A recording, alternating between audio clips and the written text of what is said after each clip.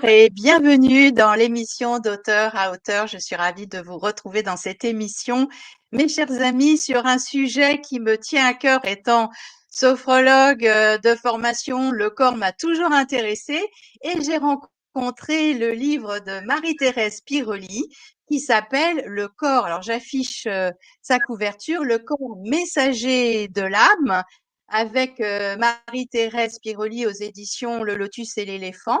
Et nous allons donc aborder le sujet du corps et de son énergie et la manière dont nous pouvons dialoguer avec lui pour retrouver de l'équilibre. Marie-Thérèse est ostéopathe. Alors, entre autres, je ne vais pas forcément parler de tout ce que tu as fait, mais un des axes, c'est l'ostéopathie et spécialement l'ostéopathie crâno-faciale. Et tu as tout un cursus d'énergéticienne.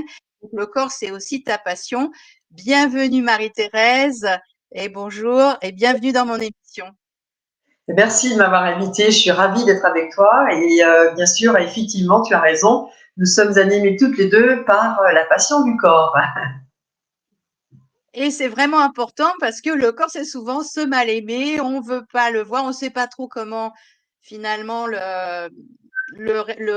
comprendre ses messages, l'équilibrer. Donc, on va échanger sur tout ce sujet-là. Je pense que ça devrait vous passionner, mes amis. Bah, oui, parce que la plupart du temps, on le subit dans le sens où on s'occupe de lui lorsqu'il se manifeste, malheureusement toujours avec des maux, des pathologies.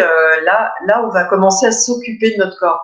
Alors qu'on pourrait faire comme le font beaucoup de médecines ancestrales, comme la médecine traditionnelle chinoise ou la médecine ayurvédique, de faire de la prévention.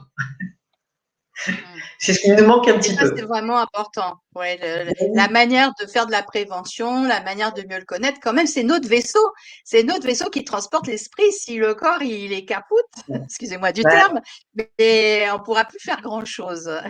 ouais, c'est ça, c'est notre véhicule. Et effectivement, lorsque il est altéré, de toute façon, ne serait-ce que lorsqu'on est en pathologie ou en blocage, on ne pense plus à autre chose que à nos douleurs ou que à nos problématiques physiques et médicales. Mais ça, du coup, anesthésie tout ce qu'on pourrait faire d'autre au niveau de notre esprit, de notre âme. Voilà, quand on souffre, on n'a pas d'autre vision. J'allais dire que la vision du corps qui est en train de nous manifester une alerte, mais on ne sait pas trop quoi en faire, quoi. Voilà. Et tout le travail de ce livre, c'est un petit peu de montrer que notre corps, c'est vraiment celui qui nous accompagne et depuis le départ, et que lorsqu'il y a une petite problématique, si minime soit-elle, parce que ça commence au départ par des tensions, c'est intéressant de se dire, en fait, là, il est en train de me dire quelque chose, et avant d'être malade, je vais peut-être essayer de l'écouter pour que ensemble, on puisse résoudre une problématique qui m'est propre. Mm. Alors, c'est vrai que dans ton livre, tu abordes plein de sujets qui sont hyper intéressants, voire passionnants, et tu fais un lien déjà assez vite entre le corps et la nature. Donc, quels sont ces liens finalement du corps et de la nature, et comment la nature peut nous aider à réharmoniser ou rééquilibrer notre corps? Eh ben oui, ce qui est intéressant, déjà, c'est de noter que on est des êtres qui sommes, j'allais dire, dont la composition est la même pratiquement que ce qu'on trouve dans la nature. On a les 4 éléments dont on parle. Bon, il y a le 5e qui est l'éther, mais on va le retrouver aussi dans la nature. Mais moi, je vais parler des 4 visibles, j'allais dire, qui sont l'eau, la terre, le feu et l'élément air, en fait. Et ça, ce sont les 4 éléments qu'on trouve bien sûr dans la nature. Et bien ça, déjà, on va les retrouver à l'intérieur de nous sous différentes formes. Et ce lien et cette comparaison avec la nature, ça prouve simplement que nous-mêmes, nous sommes un maillon de cette nature. Simplement que nous ne sommes pas les plus forts et les meilleurs et plus intelligents que le reste de la planète, ou des autres, des animaux ou des végétaux. Simplement, nous sommes juste un maillon de cette chaîne et que quand nous sommes en harmonie avec elle, l'ensemble fonctionne parfaitement. Au même titre que dans notre corps, comme nous sommes en harmonie avec nos 4 éléments, eh bien pareil, ça fonctionne aussi en équilibre. En ce sens qu'on a, par exemple, la partie terre. La partie terre, comment elle est représentée dans notre corps? Eh bien simplement, ne serait-ce que notre squelette, il est composé de calcium, de phosphore, de plein de choses en fait. Et on a d'autres éléments, on a du cuir, de l'or, du potassium. Enfin, ce sont des tas de choses qu'on trouve dans la nature et également, j'allais dire, à dose nécessaire dans notre corps. Et donc, on va retrouver aussi l'élément eau dont nous sommes fabriqués, j'allais dire, à 80% au moins, à peu près, hein, puisqu'on va dire plutôt 70% quand on est âgé et 90% quand on est un nourrisson. Mais on va dire la moyenne à 80%. Et ce sont exactement les mêmes proportions que pour notre planète. On a à peu près 70% d'eau et 30% en fait de terre. On retrouve les mêmes proportions. Donc l'élément air aussi, bon, quand on respire bien sûr, on va nourrir nos poumons, mais toutes nos cellules, chacune d'entre elles a besoin de l'oxygène que le sang va transporter jusqu'à elle. Voilà. Et l'élément feu, on va se dire, comment on a du feu en soi? On va le retrouver, par exemple, quand on a de la température. Là, on est au-delà d'un seuil de 37 degrés.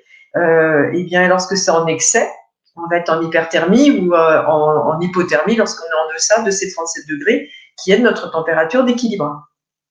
Voilà. Lorsqu'on a une inflammation quelque part, on va avoir du feu qui va se diffuser quelque part. Alors, c'est assez intéressant de voir, par exemple, lorsqu'on a une inflammation d'un genou, on va avoir aussi une sorte d'œdème qui va se mettre autour de l'inflammation, et c'est comme si le corps, pour éteindre le feu, allait mettre de l'eau. Donc, on va avoir un œdème chaud, en fait. Donc, comme quoi, dans notre corps, on retrouve aussi tous ces éléments qui sont dans la nature, et on est donc surtout une partie intégrante de la nature et non pas un être super intelligent et au-delà et au-dessus de tout, quoi. Et séparé de cette nature elle-même. Alors c'est vrai que tu nous dis, bon, puisque nous sommes composés des mêmes éléments de la nature et que nous faisons un avec la nature peut nous aider aussi à retrouver du bien-être corporel. Est-ce que tu peux nous donner quelques idées qui sont, de par ton expérience, ce que toi, tu as pu expérimenter ou en tout cas saisi de cette Oui. possibilité? Alors, ce que j'ai pu expérimenter, et je veux dire, et je pense que je ne suis pas la seule, parce que chacun de nos auditeurs peut avoir déjà expérimenté ça, c'est simplement le bien-être qu'on ressent en se promenant dans la nature. Simplement ça. C'est-à-dire que en allant dans la nature, si vous faites une promenade dans une forêt, en fait, vous reconnectez vos cellules à quelque chose d'apaisant et de régénérant, en fait. Et principalement quand on habite dans des structures, j'allais dire, dans les grandes villes, où on a vraiment beaucoup de sollicitations, beaucoup de monde, beaucoup d'effervescence. Lorsqu'on va se promener dans la nature, on a un apaisement immédiat, on se pose et on a juste à simplement se laisser vivre. Voilà, ce qu'il faudrait peut-être essayer de faire un petit peu plus dès que vous avez, même dans les villes, ne serait-ce qu'un jardin, un parc, allez vous connecter à ces arbres, à ces plantes qui sont là et qui, je veux dire, vous apaisent si vous en prenez conscience. L'idéal étant bien sûr d'aller vraiment dans la nature. Oui, à chaque fois que, bien sûr, c'est possible. Alors, dans une autre partie du livre, tu as abordé quelque chose sur l'évolution embryonnaire. Alors, c'est un sujet, moi, qui me passionne parce que dans le cycle supérieur en sophrologie, on aborde finalement cette évolution embryonnaire, les premières cellules qui sont identiques et puis à quelques semaines, la différenciation entre plusieurs grands tissus que sont l'ectoderme, l'endoderme et le mésoderme, dont tu parles aussi dans ton livre. Et ce que j'aimerais que tu partages avec nous, c'est comment ce développement de cette différenciation tissulaire peut nous influencer ensuite dans le futur, que ça soit au niveau de nos structures osseuses ou musculaires. Est-ce que ça a un impact et si oui, comment ça peut nous impacter? Oui, ça c'est intéressant parce que on va avoir dans l'ostéopathie, je l'ai baptisé l'ostéopathie psycho-énergétique que je pratique, on va avoir à un moment donné une recherche par rapport à ce que le crâne va donner. On va avoir une recherche qui peut tomber sur justement la vie in utero.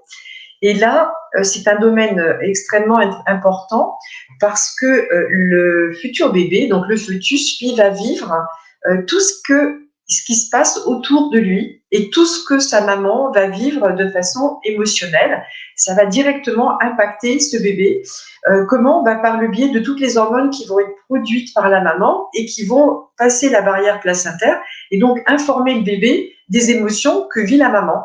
Et donc, du coup, il va également lui-même donc être impacté par ce qui est vécu. Donc, dans sa bulle, j'allais dire amniotique, il va quand même percevoir tout ce qui se passe à l'extérieur. Et de ce fait, va être impacté donc par ce qui se passe à l'extérieur, par les émotions qui sont vécues, par les joies, les peines, tout ce qui entoure en fait ce moment de partage avec sa maman. Et ça commence dès le départ, j'allais dire, parce que même la conception a un impact. Et dans la première, j'allais dire, là où commencent à se différencier les tissus, donc c'est, j'allais dire, le fœtus est fabriqué, si on peut dire ça comme ça, dans les 3 premiers mois, il est complet. Et pendant ces phases-là, ces semaines très importantes de vie, d'ailleurs, à ce moment-là, les mamans sont toujours assez fatiguées. C'est comme si il y avait besoin de se mettre au repos pour laisser se fabriquer cette nouvelle être. Et donc, notre corps est très sollicité pour le faire.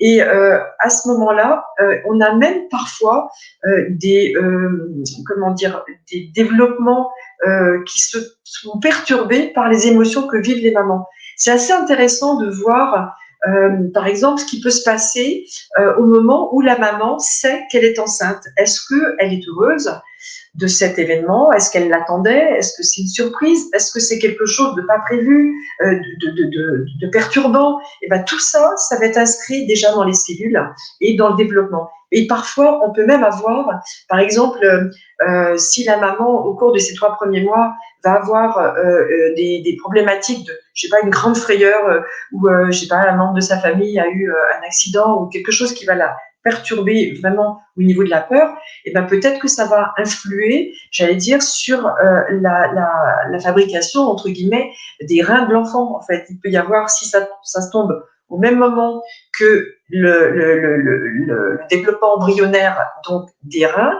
il se peut qu'il y ait une problématique. Parce que des fois, on a des personnes qui ont un rein en moins, on en a d'autres qui en ont 3, un grand, 2 petits. Enfin, tout ça, c'est assez intéressant de voir quand je tombe là-dessus, de demander aux personnes, est-ce que vous pouvez savoir auprès de votre maman s'il y a eu un problème au début de la grossesse, etc., etc. Donc c'est assez intéressant parce on peut investiguer sur d'autres choses donc qui vont avoir un impact immédiat au niveau d'autres choses émotionnelles qui vont avoir un impact immédiat sur le bébé qui est en gestation.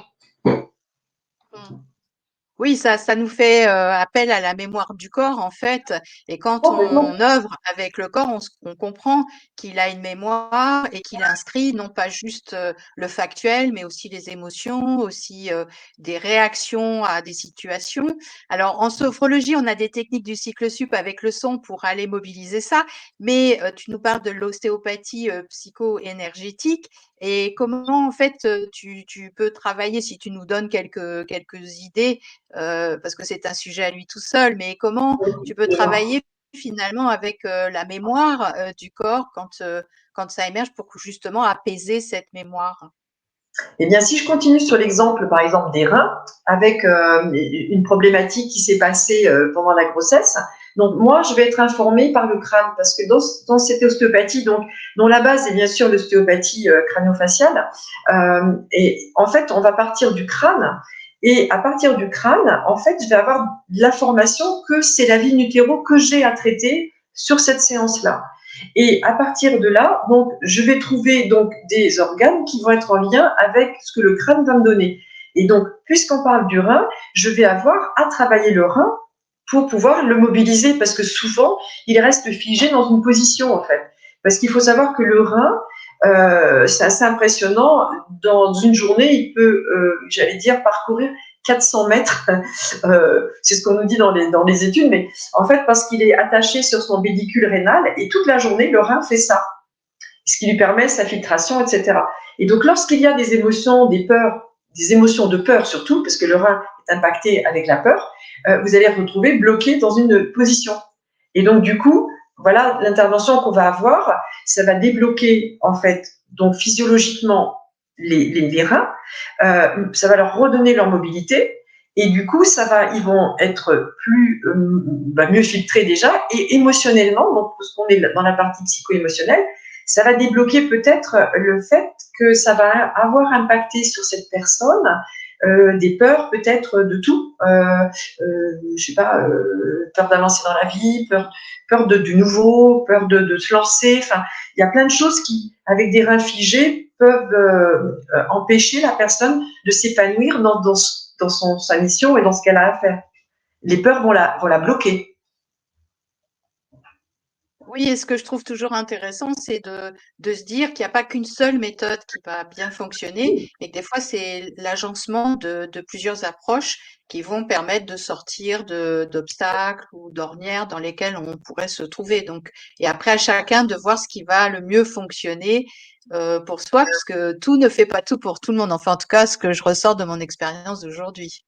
Oui, moi je suis tout à fait d'accord avec toi, à savoir que c'est la synergie de plusieurs disciplines qui font que, en fait, on va arriver à avoir chacun une partie. Moi, je m'inscris dans la partie physique à la base parce que je pense que même si on fait de l'énergétique, bon, je suis pourtant énergéticienne, je trouve que la matière, nous sommes faits de matière, il faut à un moment donné aller dedans. C'est-à-dire que même si on va comprendre au niveau psychologique ce qui s'est passé, même si au niveau énergétique, on va avoir des solutions, je pense que on va être en synergie avec donc la sophro, avec l'énergétique, mais il va falloir aller dans la matière pour débloquer la matière.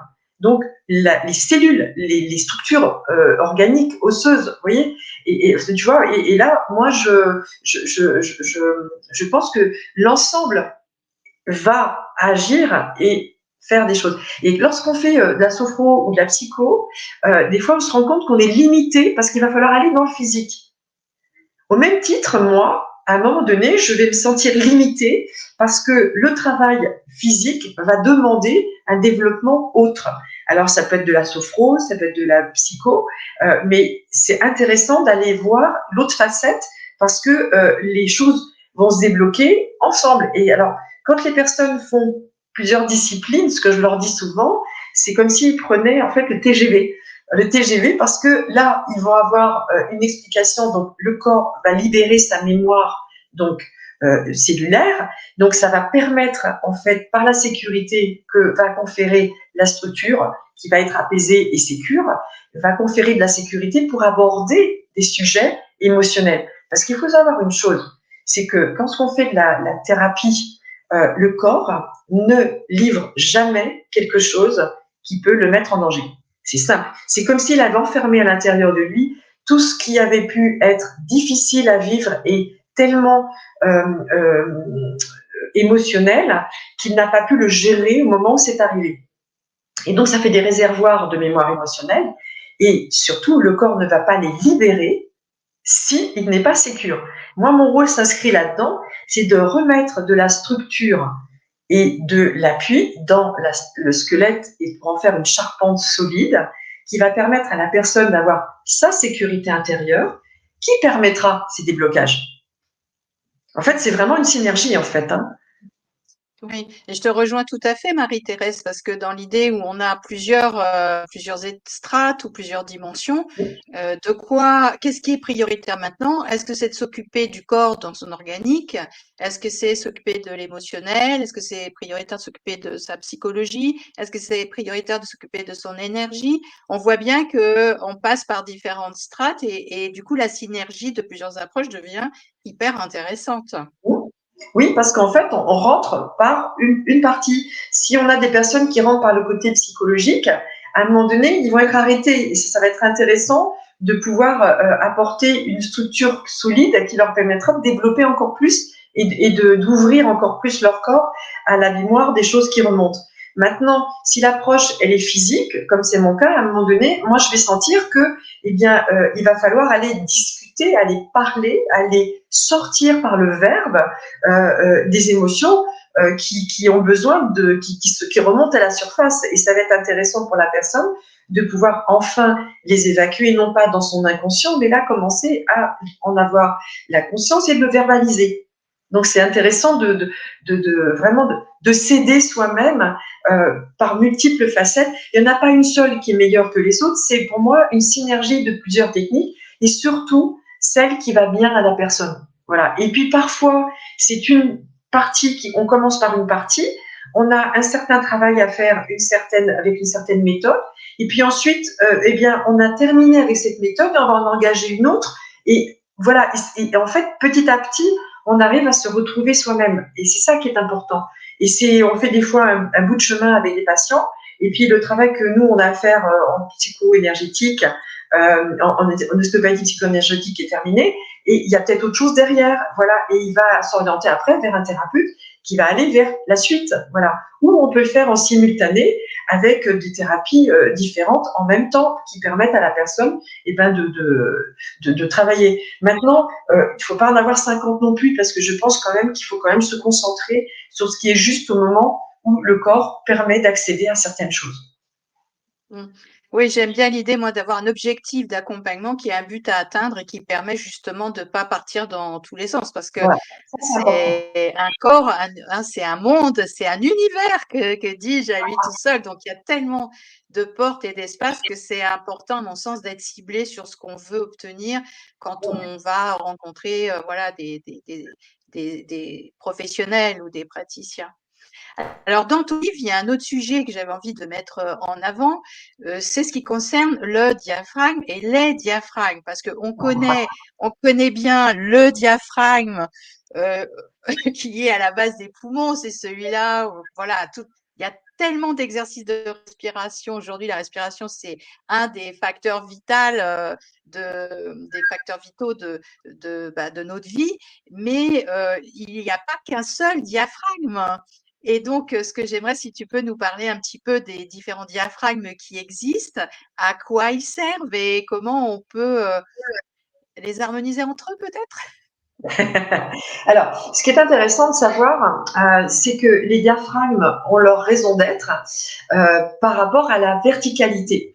Donc, la première chose, c'est que nous sommes des êtres donc avec une position érigée. Si on regarde bien, il me semble, hein, sauf erreur de ma part, que nous sommes les seuls êtres de cette planète à être en position érigée, hein, en position bipodale, et donc nous devons être, j'allais dire, à ce titre, les liens entre ce qui est le ciel et la terre, hein, on dit. Voilà. Et donc nous sommes en position érigée, et dès lors que dans notre vie, nous ne conservons pas cette position érigée, nous allons avoir, pour la compenser, des diaphragmes. Alors le premier connu, bien sûr, c'est celui qui est au niveau, j'allais dire, du plexus. Donc, et là, à ce niveau-là, on a un certain nombre d'organes qui se trouvent là. Mais il faut savoir une chose, que dès que ce diaphragme-là est impacté donc par le manque de verticalité, il faut savoir qu'il n'est pas le seul, c'est qu'il y en a plusieurs. Donc on en a un, bien sûr, qui est aussi ici, là, on le voit, hein, au niveau des épaules. Et donc d'ailleurs, les épaules rentrent ou sortent en fonction donc de ces tensions. Et on a le périnée également, qui est un diaphragme. Et bien sûr, au niveau du crâne, il y en a un autre qui est entre nos deux oreilles. Donc moi, quand je soigne, les enfants m'appellent Madame Oreille parce que j'ai toujours les doigts dans les oreilles pour contrôler en fait comment est la posture du corps. Et donc à ce titre, c'est assez intéressant de voir comment on met les doigts dans les oreilles. Ça va donner comment sont nos diaphragmes. Moi, je le sais par le crâne, mais sinon, je veux dire, chacun peut s'inviter à regarder. Donc, je peux inviter là les auditeurs. Vous mettez vos mains simplement dans les oreilles et regardez si vous avez plutôt une oreille plus basse. Vous rentrez une, vous pouvez pas rentrer. Enfin, c'est assez intéressant de pouvoir regarder l'état de vos diaphragmes simplement par les oreilles. Voilà. Et vous pouvez aussi le faire quand vous êtes debout. quand vous êtes debout, dans ce cas-là, vous mettez vos mains sur les os du bassin, qu'on appelle les iliaques. Et à ce niveau-là, donc vous avez les mains, ce niveau-là sur les iliaques, et vous mettez les doigts de devant sur l'avant de l'iliaque. Et en général, ça fait ces deux grosses poulies, vous les tenez comme ça, et vous regardez s'il n'y en a pas une qui avance, en fait, à l'avant. Et quand vous avez les positions, donc s'il y en a une qui avance, l'autre, forcément, le bassin va compenser en se mettant en position en retrait. Donc vous avez une bascule de bassin, ce qu'on appelle une bascule de bassin. Et là, vous savez que vous êtes sûr que le périnée est impacté aussi, parce que lui, il va se mettre en vrille de la même façon. Et donc impacter la traction sur le coccyx et ça va jouer comme ça sur votre bassin. Mais si le bassin est comme ça, il va entraîner par le biais de tous les fascias tous les autres diaphragmes, donc de l'oreille, donc avec le diaphragme, donc qu'on appelle la tente du cervelet au niveau du crâne. Vous avez le diaphragme thoracique supérieur, le diaphragme thoracique inférieur et le diaphragme du périnée, donc qui va être impacté par cette mauvaise posture du corps. Et comment on le voit? Simplement, ne serait-ce que regardez-vous comment sont vos épaules, comment vous êtes positionné dans une glace. Regardez si vous avez un pied qui avance plus que l'autre. Si votre pied avance, ça veut dire que le pied s'aligne toujours sur la hanche. Donc, ça veut dire que la hanche est aussi en avant et donc votre bassin est décalé. Déjà, vous avez déjà une information de décalage d'un des diaphragmes, le périnée, et de tous les autres par les conséquences, par voie de conséquence. Et est-ce que justement, si chacun prend conscience de sa disharmonie, si je peux dire ça comme ça, est-ce qu'il peut commencer à avoir quelques exercices de respiration, de posture pour commencer à équilibrer? Est-ce que c'est une nécessité de prendre rendez-vous avec un ostéopathe si besoin? Enfin, qu'est-ce que tu pourrais nous donner comme conseil sur ce sujet-là? Alors, pour moi, j'allais dire, il faut quand même une base solide, c'est-à-dire qu'il faut un bassin qui soit équilibré. Donc, si on fait des respirations, elles sont super, ça aide évidemment, mais je ne pense pas que ça va perdurer dans le temps parce que le socle sur lequel tout ça repose n'est pas équilibré. Donc, à un moment donné, le diaphragme reviendra et se remettra. Après, on a ça en méditation, on a ça dans les respirations où il y a vraiment une harmonie qui se recrée. Mais dès qu'on arrête la méditation ou dès qu'on arrête en fait les respirations, vous regardez votre corps et il reprend cette forme. En fait, voilà, c'est toujours des torsions qui s'opèrent. Et ça refait juste derrière. Donc, il me semble important, donc là, c'est peut-être par rapport au domaine dans lequel je suis, de restaurer cet appui squelettique qui vous confère une charpente solide. Et à partir de là, vous pouvez avoir une régulation par la respiration, par un travail autre qui peut aider sur ce rééquilibrage des diaphragmes. Mais si on ne fait que de la respiration seule, ça ne me semble pas suffisant à mon goût. Oui, d'avoir aussi une régulation posturale et squelettique. Voilà, voilà. Alors maintenant, ce qu'il faut savoir, c'est que, bien sûr, on n'est jamais à 100% équilibré. Et il ne faut pas oublier que notre cher petit corps, lui, est capable quand même de compenser certaines choses. Donc, on peut être légèrement en vrille, il peut très bien vivre avec ça, et avec les respirations et autres, d'être parfaitement en harmonie malgré tout. Voilà, c'est quand ça va un peu trop loin que les respirations, les méditations ne suffiront pas à régler cette problématique de diaphragme qui sont en tension. Voilà. Parce que les diaphragmes, alors, il y en a plusieurs, alors chacun d'entre eux va avoir un rôle. Alors, le diaphragme, en fait, médian, lui, il va être l'équilibre dans le corps de l'air et de l'eau, en fait. Et ici, qu'est-ce qu'on a? De l'air. Donc, on a nos poumons où on engrange de l'oxygène, de l'air, qui va après se diffuser dans le corps grâce aux poumons. Ensuite, donc, c'est séparé par le diaphragme thoracique inférieur, qui lui va en dessous gérer aussi l'abdomen, qui est le domaine de l'eau.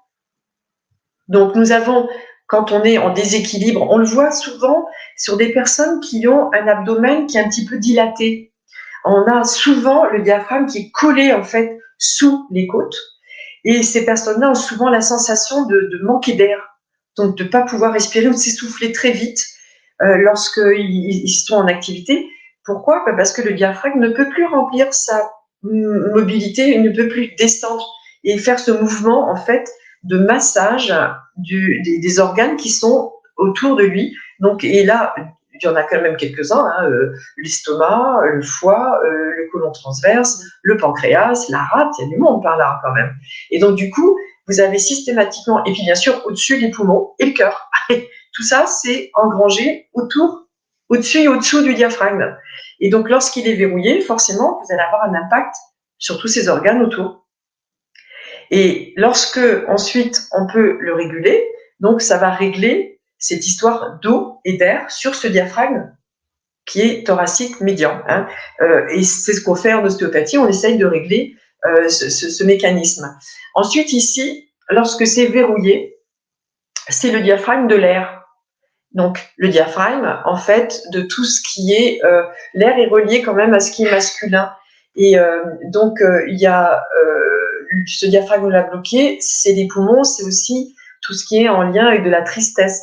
Donc c'est un diaphragme qui montre que on a quand même des choses qu'on a enfouies de façon consciente ou inconsciente qui ont un rapport avec de la tristesse. Et comme il y a le cœur aussi qui est là, de la non-joie, d'accord? Lorsqu'on est triste, évidemment, on resplendit pas de joie. Voilà. Lorsqu'on est en joie, on est plutôt bien ouvert en fait. Hein.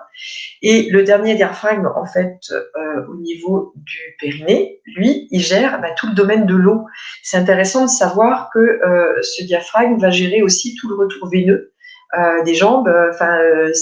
Quand c'est bloqué, on a notre eau qui est bloquée. Et si on part du principe que l'eau représente le féminin et que l'air représente le masculin, donc on a aussi des indications sur où on en est de notre équilibre féminin-masculin à l'intérieur de nous, puisque les deux doivent être quand même équilibrés aussi. Voilà. Et bien sûr, après, on a le diaphragme donc du crâne qui lui va être en synergie avec une autre membrane crânienne, donc une membrane ménagée, qui elle est verticale, qui gère donc la verticalité du corps. Et ces deux membranes donc font une sorte de croix derrière ici, hein, donc entre les deux oreilles et au niveau vertical. Et ces membranes vont gérer, en gros, la posture du corps. Donc, c'est assez intéressant de savoir qu'au croisement de ces membranes, on va avoir autour de ça l'hypothalamus, l'hypophyse. Donc, c'est quand même des glandes qui vont, ou des, comment dirais-je, au niveau du cerveau, des parties qui vont déclencher soit des hormones, soit le retour du corps au niveau du feedback, qu'est-ce qu'il manque dans le corps pour qu'il y ait une instruction du cerveau qui fasse que là, telle ou telle chose manque, et produisez-moi telle protéine, telle hormone, etc. Voilà, tout ça, ça peut être un petit peu perturbé par la tension de ces deux membranes qui vont essayer de corriger le corps. En tout cas, tout ça, c'est oui, tout ça, c'est hyper passionnant. Alors, c'est vrai que là, on arrive, Marie-Thérèse, quasiment donc à la fin de notre émission. Alors, il y a encore plein de choses hein, qu'on n'a pas abordées ici et que vous pouvez retrouver dans le livre qui s'appelle Le corps messager de l'âme aux éditions Le Lotus et l'éléphant. Tu y parles de l'énergie, des centres énergétiques, de la relation aux états d'âme. Enfin, il y a encore plein de choses à découvrir qui pourra peut-être faire l'objet d'une autre interview pour rentrer plus dans le détail. En tout cas, déjà, je pense que vous avez pas mal d'informations sur le corps biologique lui-même dans l'approche de l'ostéopathie psycho-énergétique. Marie-Thérèse, qu'est-ce que tu aurais envie de faire passer comme message à nos amis avant qu'on se dise au revoir? Eh bien, ce que j'aimerais faire passer comme message, eh bien, c'est surtout que là, on a parlé pas mal d'équilibre du corps, mais c'est surtout que tout cet équilibre, au départ structurel, ensuite organique, psycho-émotionnel, parce que on a dit que tout ce qu'on vivait en fait dans nos histoires, quand elles sont difficilement vécues, vont avoir aussi une mémoire dans le corps. Donc ça aussi, ça va impacter le corps. Donc il y a des chocs traumatiques qui l'impactent. Il y a des chocs émotionnels, mais il y a après une régulation de tout ça qui va se faire, qui peut être perturbé. Il va y avoir toute la circulation énergétique, parce qu'au même titre que vous avez des circuits sanguins, vous avez des circuits énergétiques qu'on appelle les méridiens, les nadis pour la médecine ayurvédique, mais on a des circuits de circulation des énergies. Mais tout ça, c'est pour que le corps fonctionne bien, mais dans quel but en fait? Et ce qu'il faut retenir de tout ça, c'est que on remet le corps dans son équilibre, dans son bien-être, pour pouvoir nous reconnecter en fait à nous-mêmes, à ce qu'on est vraiment, à la mission que nous sommes venus incarner. Et lorsqu'on est dans notre mission, on est dans la joie. Comment on peut, j'allais dire, voir si notre vie répond à ce que notre âme est venue incarner? Et ben, est-ce qu'on est dans la joie dans ce qu'on fait dans notre vie? Est-ce qu'on est en déprime? Est-ce que voilà, tout ça, ce sont des mots qui vont indiquer que le corps, par travers ces mots, va nous indiquer que, eh ben, on n'est peut-être pas aligné sur ce que nous sommes venus incarner. Et donc là, on a beaucoup de techniques après pour essayer de retrouver, donc par le corps, par la sophro, par multiples abords, comme on l'a dit tout à l'heure, on a plusieurs abords pour retrouver en fait cette harmonie de notre être dans notre corps et dans notre âme. Voilà. Et c'est ça, je crois, la finalité. C'est pas simplement de soigner, d'enlever les bobos. Je pense que derrière, il faut chercher, j'allais dire, à reconnecter avec l'être profond que nous sommes, l'être unique, l'être merveilleux que nous avons, et avec toutes les potentialités que nous allons pouvoir libérer à partir du moment où nous nous sommes libérés de nos chaînes du corps, donc psychique, émotionnel et traumatique. Voilà, si je peux dire le mot de C'est la un fin, beau ça va être ça. message. C'est un beau message, Marie-Thérèse. J'adore toujours le sens de relier, d'avoir un but et d'avoir un sens aux choses et pas juste, OK, mon corps, je sens du bien-être, mais comment je me relie? C'est ce que tu nous invites aussi à faire, comment je relie mon corps à mon âme, à mon être, finalement, pour œuvrer sur cette planète qui en a, à mon sens, bien besoin dans les temps qui sont présents. En tout cas, Oui, parce merci que beaucoup, Marie-Thérèse. juste pour finir, en fait, nous sommes des milliards sur cette planète, comme nous avons des milliards de cellules, mais chacune de nos cellules est intelligente et elles ont, elles, la conscience de fonctionner dans le bien du tout. Voilà. Et nous, chaque être humain, on a une mission comme chacune de nos cellules. Et donc, à nous de trouver quelle est notre mission pour qu'on soit heureux et qu'on ait accompli, j'allais dire, ce qu'on a à faire sur cette planète et dans notre incarnation. Merci de m'avoir invité et merci, chers auditeurs, d'avoir écouté tout ce que j'avais à dire. À bientôt.